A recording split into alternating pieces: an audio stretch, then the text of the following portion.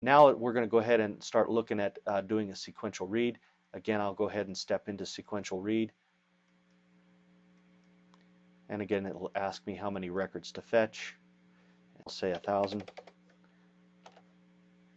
It will allow me to go ahead and step through all of this, check the time, check the connection, and of course it will open up a cursor, and if it's successful in doing that, it'll go ahead and start performing the read.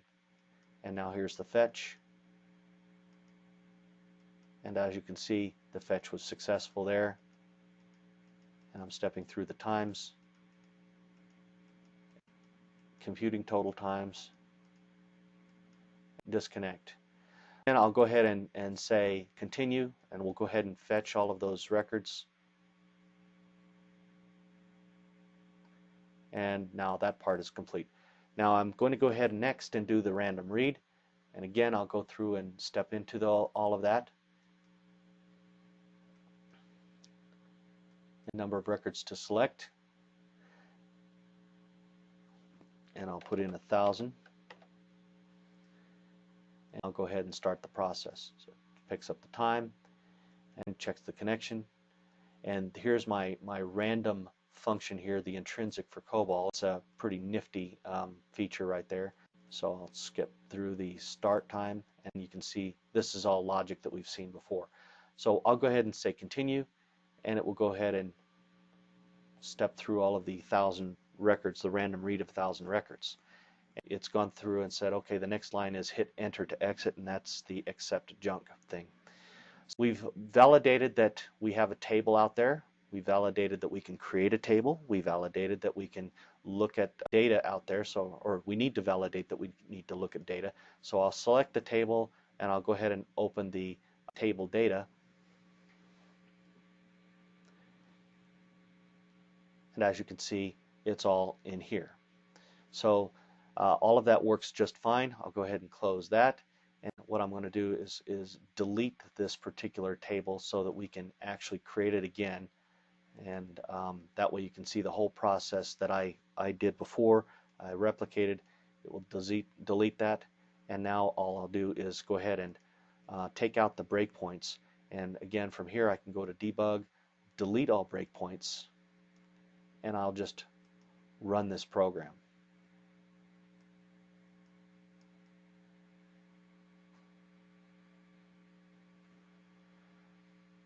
So it created my table fine. Enter a number of rows to insert, and I'll say 1,000.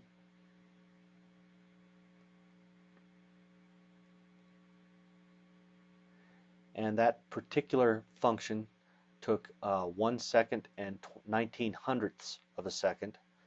So let's look at the fetch. So again, I'll say 1,000.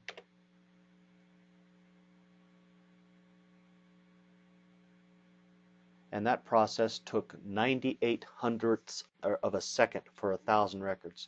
So now let's do the random read. Now random read is not going to perform quite like this other one just performed, like the fetch performed. It's going to be a bit slower, but I think that you'll still be impressed with the performance. So I'll press enter.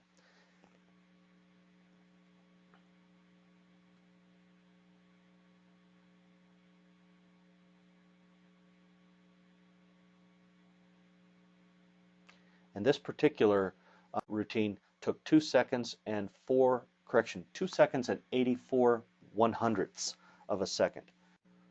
Okay, now we'll go ahead and real quickly look at the Server Explorer and refresh the database real quick so that we can actually see that a table was created. And again, I'll go in here and display the table data so that you can actually see that all of that transpired again. Okay. That right there kind of concludes our ODBC interface with NetCOBOL for .NET. Again, this source code is available to you in the samples subdirectory. I encourage you to go through and look at it and play with it, and use this as an example of how to get at ODBC data. Keep in mind that you'll need to use your tools to establish your ODBC interface, the data source. You'll need to remember to use the INF utility to create the INF file, and then don't forget to put all of that, register all of that with your runtime information file, the CBR, the COBOL 85.cbr file. Thank you.